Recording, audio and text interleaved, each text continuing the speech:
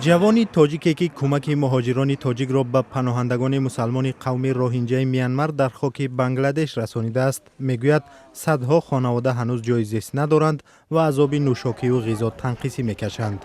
دیدیم خیلی آدمایی را که با کمک احتیاج بودن شخصایی که حتی برای آب یعنی چون تای ماشین در میپرداختن بودن شخصایی که برای نان ایقافای ما یعنی صدها هزارها مترها ایقافای ما دویدن که ما یک نان شما بودیم. به قول مسئول سازمان خیریه فاند تاجیک در روسیه که خیرات مردم را به پناهندگان میانمار رسانده است، به 1400 پناهنده قوم روهینجه کمک غذایی شده است.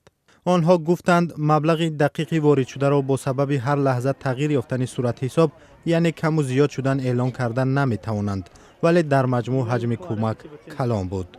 یگانه تاجیکی که امی سفر به میانمار کرد با گرانیسه میانمار بنگلادش فکر میکنم ما هستم ما ایگم ایزو میکشم که بگم من است اینجا یک جمعیت بود که تمام مردم در این حصه گذاری کردند. حالا در محله که پناهندگان قوم روهینجه قرار دارند ده ها سازمان به کمک آنها مشغول است. پلیس بنگلادش به افرادی که به پناهندگان کمک میکند مناسبت خوب دارند.